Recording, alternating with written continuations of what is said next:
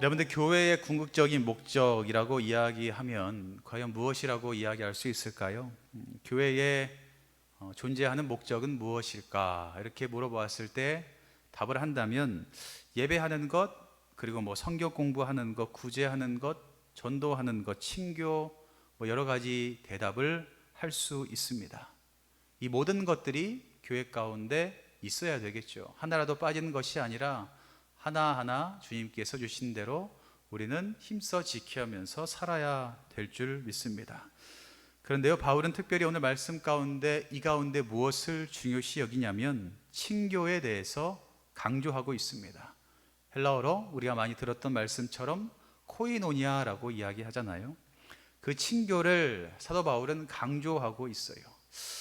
이 사도 바울이 강조하고 있는 친교, 과연 우리 교회 가운데 친교는 과연 어떻게 이루어지고 있나 곰곰이 생각해 보는데, 많은 교회들이요, 사람들이 새로 왔을 때에 서로 낯을 가리는 경우가 많아요. 그래서 어떤 사람들이 그래요.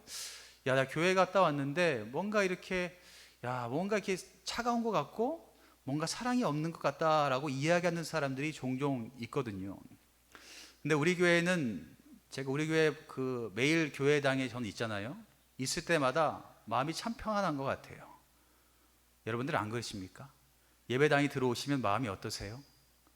평안하세요?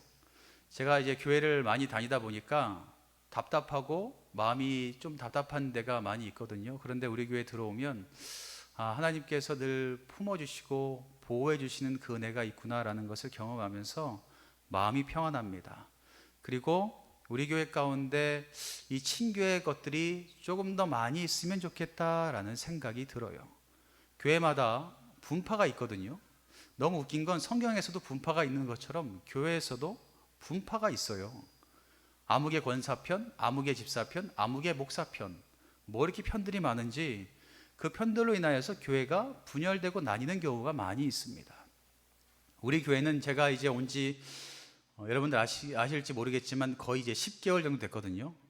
시간 빠르죠. 벌써 10개월 돼서 1주년을 앞두고 있어요.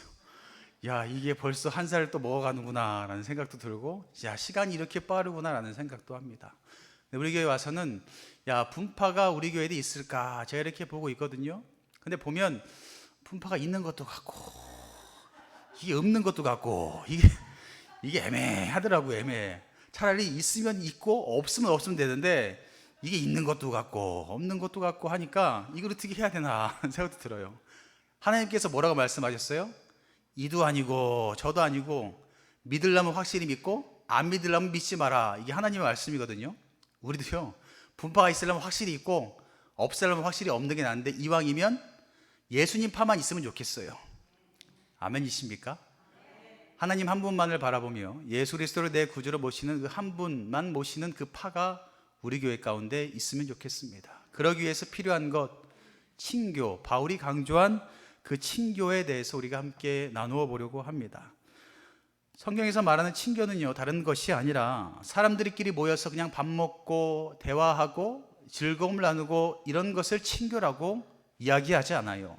성경에서 말하는 친교는요, 하나님의 그 뜻 가운데 참여하는 것을 친교라고 이야기합니다. 하나님의 뜻, 하나님께서 우리에게 원하신 것이 무엇인지를 깨닫고 그 안에 들어가는 것을 친교라고 이야기해요. 우리는 대로 이렇게 이야기하죠. 서로 밥 먹는 게 친교죠. 서로 좋은 사람들끼리 얘기하는 게 친교죠. 그것도 맞지만 성경에서 말하는 것은요, 하나님의 뜻을 기억하고 함께 하나님의 뜻에 참여하는 것을 친교라고 이야기합니다. 오늘 말씀 가운데 그 친교가 무엇인지를 우리는 더욱더 온전히 깨닫기를 원하고요, 그 친교의 자리 가운데 우리 교회가, 우리 모든 성도들이 참여해야 될 줄 믿습니다. 우리가 계속해서 오후에 보고 있는 에베소서를요, 크게 두 부분으로 나누면 1장과 3장 이것을 첫 번째로 나눌 수 있고 4장과 6장 이것을 두 번째 부분으로 나눌 수가 있습니다. 1장과 3장에서는 무엇을 이야기하냐면 부르심에 대한 것을 이야기하면서 교리에 대한 것, 그리고 감사에 대한 것, 그 하나님의 은혜에 대한 감격에 대한 것을 우리가 나누고 있고요. 4장부터 6장까지 어떤 것을 이야기하냐면, 그렇다면 하나님께서 우리를 불러주셨는데 그 하나님께서 부르신 대로 우리가 살아가려면 어떻게 해야 되겠습니까? 라는 구체적인 방법을 4장부터 6장까지 말하고 있습니다. 그러면서 이 4장부터 6장까지를 요약하면 이러한데요, 사도 바울은 6가지를 꼭 지켜야 된다라고 말하고 있어요. 부르심에 합당한 삶을 살기 위해서 6가지의 행동이 있어야 되는데, 이 6가지 행동은 이러하다라고 바울이 말하고 있습니다. 첫 번째 행동이 뭐냐면 4장 1절부터 16절까지 요약하면 이래요. 하나가 되어 누구를 섬기라고요? 주님을 섬기고 주님의 뜻대로 행해야 된다라고 말하고 있습니다. 사람이 아니라 주님을 섬기시기를 간절히 바랍니다. 주님을 섬기고 주님의 뜻대로 살아야 된대요. 그리고 두 번째 4장 17절부터 32절까지 거룩하게 행동해야 된다라고 말하고 있어요. 거룩함은 이 무엇인지 잘 아시죠? 세상의 그 죄악된 것을 옷 입는 것이 아니라 예수 그리스도의 그 십자가의 은혜로 말미암아 깨끗함을 입고 그 생명을 얻은 사람처럼 살아가는 것을 거룩하다라고 말하고 있어요. 우린 세상 가운데 거룩하게 살아가게 되면 어떤 은혜가 있어요? 구별되게 살아갈 수 있게 된다라는 겁니다. 세상 사람처럼이 아니라 믿음의 사람처럼 살아갈 수 있습니다. 또한 부르심에 합당하기 위해서 세 번째 해야 될 것은 5장 1절부터 6절까지 사랑 가운데 행해야 된다라고 말하고 있어요. 모든 것을 사랑으로 해야 된다라고 말합니다. 청소할 때도, 봉사할 때도, 그리고 요즘 우리 교회 주변에 화단을 많이 꾸미고 계셔서 우리 아이들도 하고 있는데요, 가끔 삽질할 때도 사랑으로 하셔야 됩니다. 또한 밥할 때도, 설거지할 때도 모든 것들을 언제 어떻게 해요? 사랑 안에서 행해야 된다랍니다. 우리 옆 사람과 인사하겠습니다. 서로 사랑합시다. 말만 하지 말고 우리 예배 끝나고 이 사랑을 어떻게 실천할지를 고민하시고 꼭 하시기를 바랍니다. 네 번째, 부르심 가운데 올바로 살아가기 위해서 필요한 것은요, 5장 7절부터 14절까지는 빛 가운데 살아야 된다라는 겁니다. 빛 가운데 살아야 되는 것이 뭐예요?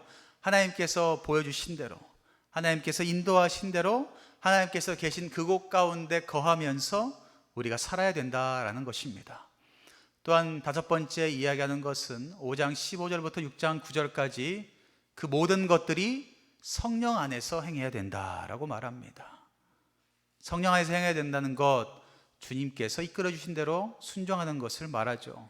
내 마음 가운데 늘 성령님을 모시고 그 성령님께서 주신 감동을 가지고 날마다 살아가면 된다라는 겁니다. 마지막 여섯 번째 꼭 필요한 실천은 6장 10절부터 20절까지 전신갑주를 입고 마귀와 대적하면서 승리하는 삶을 살아야 된다라고 말하고 있습니다.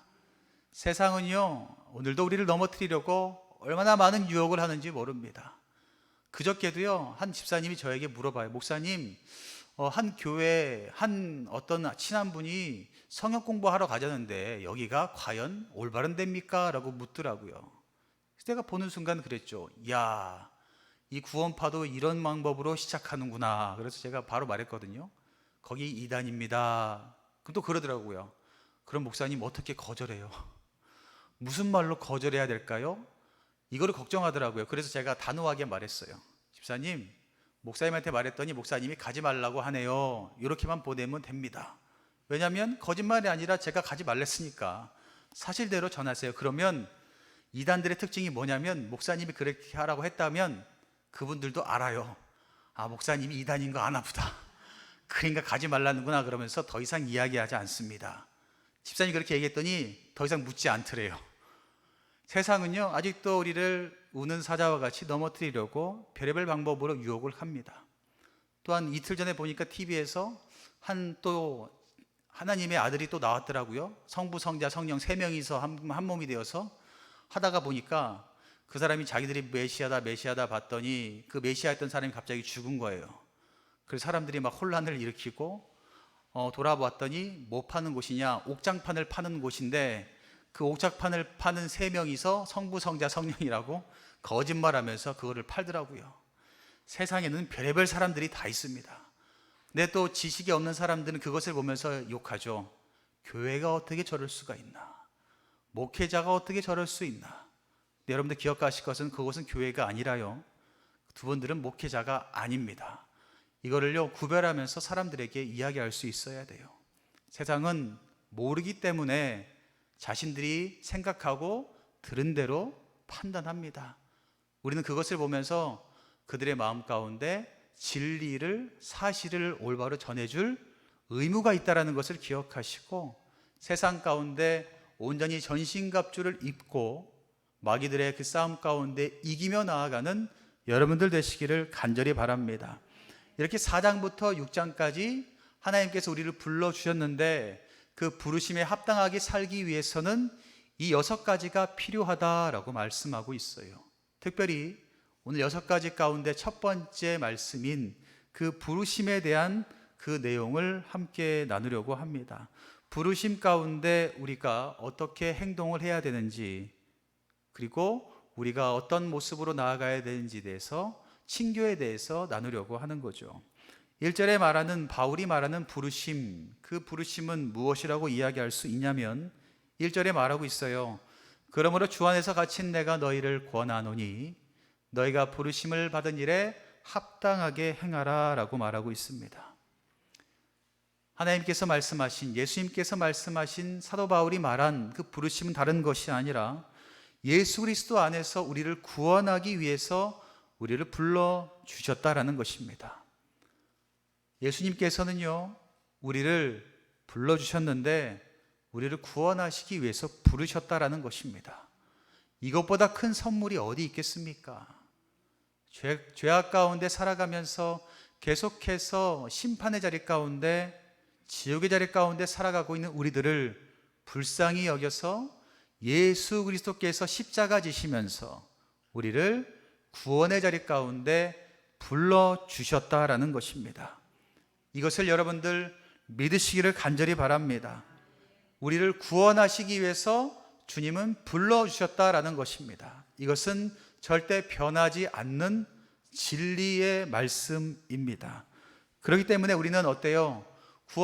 구원을 주시기 위해서 불러주셨으니 우리는 부른 사람에 대한 그 마음을 기억하면서 구원받은 사람처럼 살아가야 되지 않겠습니까? 예수 그리스도로 내 구주로 믿음으로 고백함으로 말미암아 우리는 이미 뭘 받았다 그래요? 구원받았다라고 이야기해요. 그런데 사람들은 이것에서 그치는 사람들이 너무나 많습니다. 내가 내 입술로 예수 그리스도로 내 구주로 고백했는데 그럼 구원받은 것 아닌가? 라고 그치는 사람이 많아요. 그러나 그것이 아니라 구원받은 사람처럼 살아야 그것이 온전히 내 것이 된다라는 것입니다. 구원은요 말로 끝나는 것이 아니라 내가 구원받은 사람처럼 살 때에 그 구원이 내 삶 가운데 실제가 되는 겁니다. 꼭 기억하시기를 바랍니다. 믿는다고 해서 구원받는 것이 아니라, 구원받았다고 이야기해서 구원받는 것이 아니라, 구원받았다는 것이 믿어진다면 그 구원받은 사람처럼 살아야지만 우리는 구원받을 수가 있습니다. 우리가 마지막 때에 주님 부르시면 분명 주님 앞에 서게 돼요. 섰을 때에 여러분들이 가지고 있는 것이 있으셔야 돼요. 여러분들이 소나기에 쥐고 있는 것이 있으셔야 돼요. 5 처녀가 준비했던 기름처럼 그 열매가 삶 가운데 나타나서 그 열매를 쥐고 있으셔야지만 여러분들 구원의 자리 가운데 들어갈 수 있습니다. 그것이 없이 가면 어떻게 되는지 아세요? 주님 잠깐만 기다려주세요. 제가 기름을 아직 가져오지 않았습니다. 제가 빨리 가서 기름 가져올게요. 갔다 왔더니 어때요? 문은 닫힙니다. 구원의 자리 가운데 들어갈 수 없다라는 겁니다. 많은 신앙인들이 착각하는 것이 있어요. 믿기만 하면 되지, 교회만 가면 되지, 신앙생활만 열심히 오래 하면 되지. 그것이 착각인데요, 우리는 믿는다면 그 믿는 사람처럼 살아야 됩니다. 하나님께서 불러주셨습니다. 구원을 위해서 불러주셨다면 구원받은 사람처럼 살아야 됩니다. 그러면 여러분들의 삶 가운데 구원이 임하게 되고 여러분들의 삶 가운데 축복이 온전히 임하게 된다는 것을 믿으시기를 바랍니다. 그렇다면 하나님께서 우리를 구원 주시기 위해서 부르셨는데 그 부르심 가운데 그러면 어떻게 살면 될까요? 바울은 말하고 있어요. 2절과 3절 말씀에 구원받은 사람은 이러한 모습을 가지고 살아가고 있습니다 라고 말하고 있습니다. 2절에 말하고 있는 것이 뭐예요? 겸손한 모습이 있대요. 여러분들 신앙생활하는 사람들 한번 돌아보시기 바랍니다. 겸손한 사람인가? 겸손함이 마음 가운데 있는가? 온유함이 있어야 된다라고 말해요. 그리고 제가 가장 못하는 것, 오래 참음이 있어야 된다라고 이야기해요. 저는 성질이 불같아서요, 오래를 못 참겠어요. 아닌 건 아니라고 이야기해야 되고 긴 건 기라고 이야기해야 될 것 같더라고요. 근데 하나님께서 저에게 늘 말씀하세요. 좀 참아라. 근데 아직까지도 잘 못 참는 것 같아요. 구원받은 사람처럼 사는 것이 참 어렵습니다. 겸손하고 온유하고 오래 참아야 된대요. 그리고 뭐라고요? 사랑 가운데 있어야 되면서 용납하래요. 그 사람이 허물을 들춰내는 것이 아니라 허물을 덮어주셔야 돼요. 그 사람의 치부를 드러내고 사람들을 무너뜨리려고 하는 것이 아니라 보듬어주고 그 사람을 안아주셔야 돼요. 그리고 뭐라고요? 평안에 매는 줄로 성령이 하나 되게 하신 것을 힘써 지키라 라고 말하고 있습니다. 우리 주님께서는요, 우리를 중심교회 가운데 불러주시고 하나로 묶어주셨습니다. 그럼 우리는 어떻게 될까요? 이것을 지키기 위해서 힘쓰고 애쓰셔야 돼요. 성령님 안에서 우리를 불러주시고 묶어주셨으니 끝까지 우리는 그 은혜대로 그 주신 목적대로 살아가기 위해서 힘쓰고 애써야 된다라는 것입니다. 2절과 3절 이 모습이 바로 하나님께서 부르신 사람의 모습, 구원받은 사람의 모습이라고 이야기합니다. 여러분들의 삶 가운데 이것을 매일매일 한번 점검해 보시며 살아가시기를 바랍니다. 분명 다 지키기는 너무나 힘들고 어렵죠. 그럼에도 불구하고 노력하셔야 됩니다. 저도 오래 참으려고 애쓰고 있습니다. 매일매일 애쓰고 있거든요. 그러나 넘어질 때도 많이 있죠. 그럼에도 불구하고 오늘도 애씁니다. 여러분들, 우리는 구원받은 사람이기에, 부르심받은 사람이기에 계속해서 노력하고 애써야 된다라는 것입니다. 그렇게 다시 말해서 1절과 이 4절 말씀, 우리가 읽었던 1절부터 3절까지의 말씀은 부르심 가운데 하나님께서 우리를 구원해 주셨는데 그러기 위해서 필요한 것은 이것입니다 라고 말하고 있습니다. 그러면서 마지막에 했던 것이 뭐예요? 성령 안에서 우리를 하나 되게 하여 주신 것을 끝까지 지켜야 된다라고 말하고 있습니다.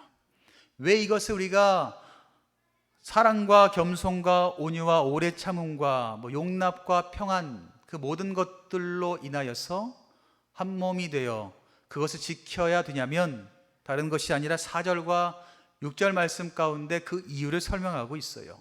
우리가 하나로 부르시고 그 하나됨을 지키기 위해서 힘쓰고 애써야 되는 이유는 몸이 하나요 성령도 한 분이시니 이와 같이 너희가 부르심의 한 소망 안에서 부르심을 받았다. 주도 한 분이시고 믿음도 하나고 세례도 하나다. 하나님도 한 분이시니 곧 만유의 아버지시라. 만유 위에 계시고 만유를 통일하시고 만유 가운데 계시도다라고 말하고 있습니다. 교회가 하나 되고 우리가 성령 안에서 하나 되고 그것을 지키기 위해서 애써야 되는 이유는요, 다른 것이 아니라 교회를 있게 하시고 존재하게 하신 분은 하나님 한 분이시기 때문입니다. 그리고 교회의 그 핵심 가치인 사랑과 믿음도요 하나입니다. 교인됨의 표징이었던 세례도 하나입니다. 교회를 하나로 부르신 분도, 그리고 계속해서 믿음으로 하나 되게 하신 분도 우리 하나님 한 분밖에 없습니다. 그렇기에 하나님 그 뜻을 이루기 위해서, 부르신 분의 뜻을 이루기 위해서 우리는 나 혼자가 아니라 함께 성령으로 모인 사람들이 함께 힘써서 그 뜻을 이루기 위해서 애쓰는 모습이 나타나야 된다라는 것입니다. 여러분, 교회 가운데 교제를 강조하는 데 있어서 성경이 말하는 교제는 과연 무엇일까요? 성경에서 말하는 교제, 성경에서 말하는 코이노니아, 성경에서 말하는 친교는 과연 무엇일까요? 그것은요, 다른 것이 아니라 복음 안에서 이루어지는 참여가 있어야 되고요. 그 참여는 아까 제가 처음에 말씀드린 것처럼 하나님의 뜻에 우리가 참여하는 것을 말하고 있습니다. 그렇게 성령 안에서 우리가 하나 되어 하나님의 뜻에 참여함으로 말미암아 복음을 계속해서 우리는 이루어가면 될 줄 믿습니다.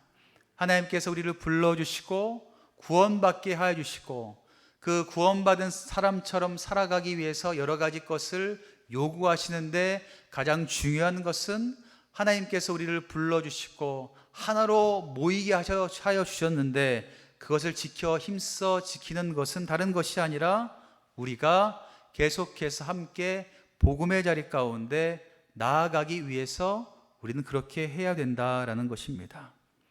그렇게 하나님께서 우리 교회를 하나로 묶어주시고 하나로 세워주셨는데 이 교회 가운데 우리 주님께서는 우리에게 무엇을 주셨어요? 직분이라는 것을 주셨습니다. 교회를 만들면서 하나님께서는 직분이라는 것을 허락하여 주셨죠. 11절에 보면 그가 어떤 사람은 사도로, 어떤 사람은 선지자로, 어떤 사람은 복음을 전하는 자로, 어떤 사람은 목사와 교사로 삼으셨다라고 말하고 있어요. 교회마다 각자 맡겨주신 다 직분이 있고 달란트가 다 있습니다. 그렇게 직분과 달란트를 주신 이유와 목적이 무엇일까요? 첫 번째로 성도를 온전하기 위해서 주셨습니다. 성도를 성도되게 하기 위해서, 성도를 온전한 그리스도인 되기 위해서 직분을 주셨답니다. 그리고 달란트를 허락해 주셨답니다.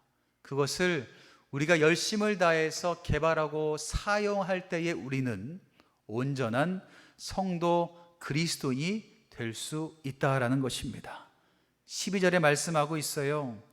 이는 성도를 온전하게 하여서, 직분을 주신 것은요, 성도를 온전하게 하여 봉사의 일을 하며 그리스도의 몸을 세우려 하심이라 라고 말하고 있습니다.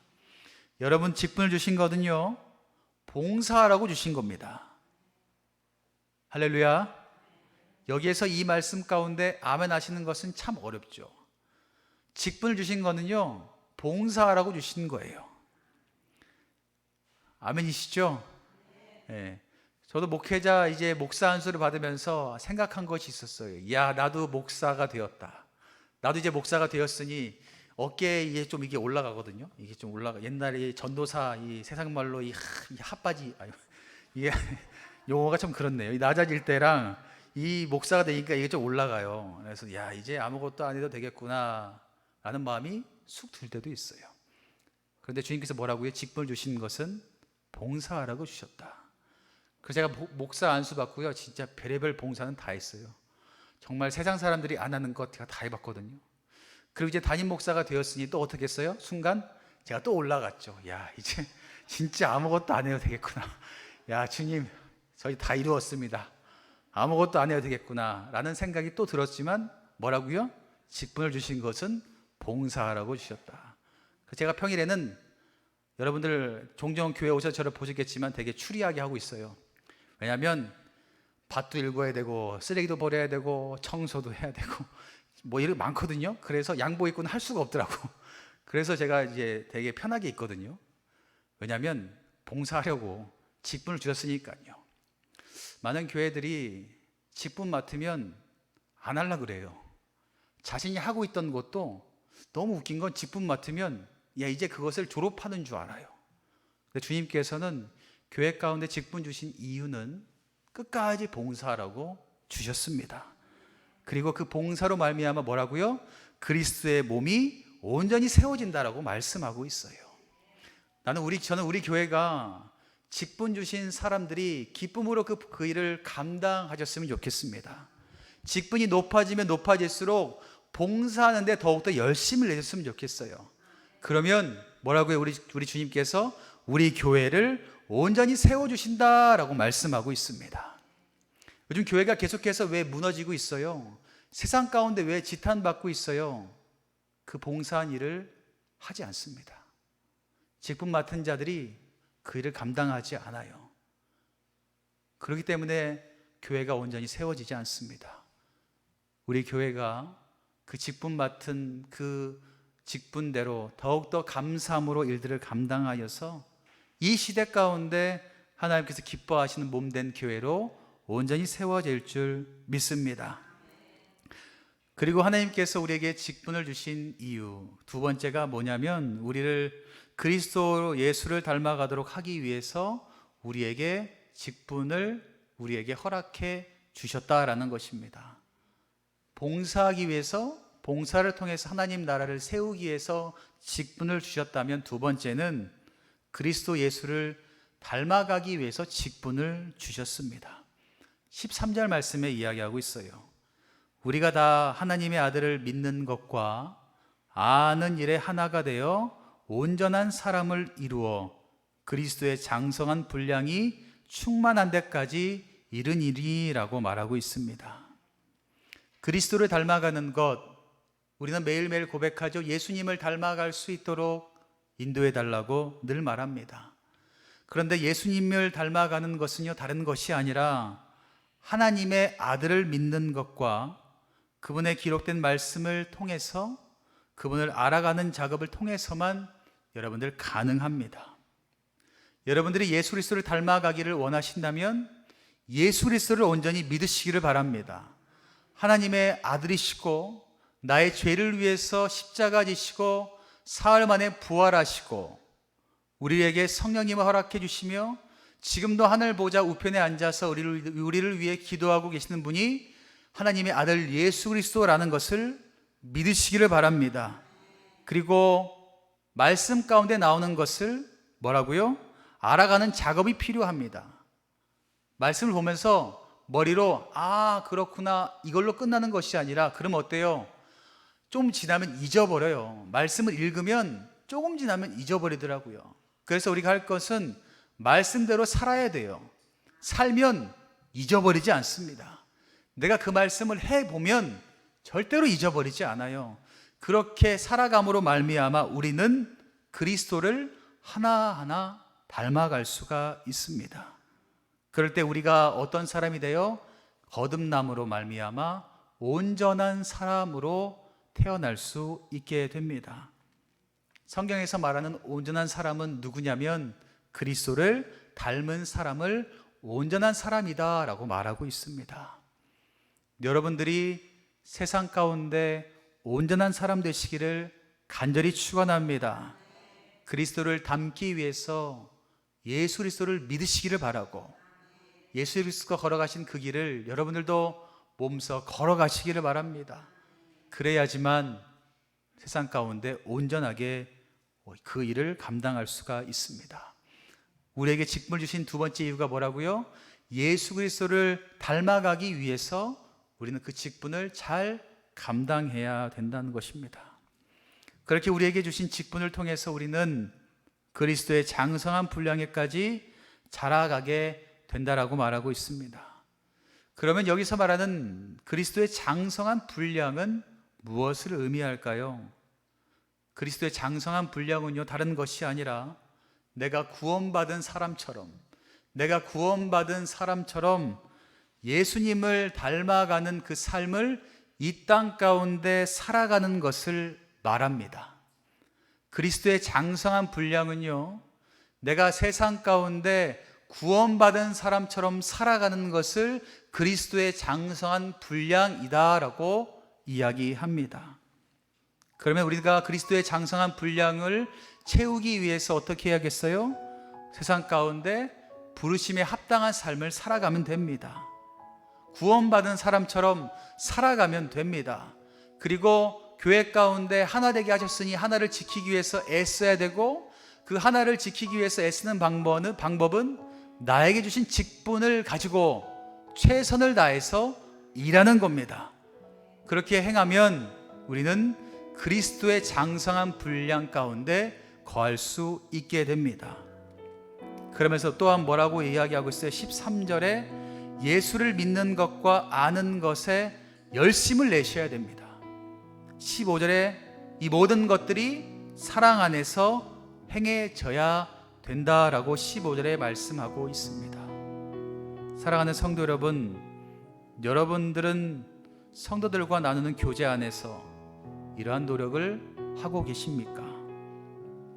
하나님의 뜻을 깨닫고 하나님의 뜻 가운데 함께 참여하자고 노력하고 있는지 돌아보시기를 바랍니다.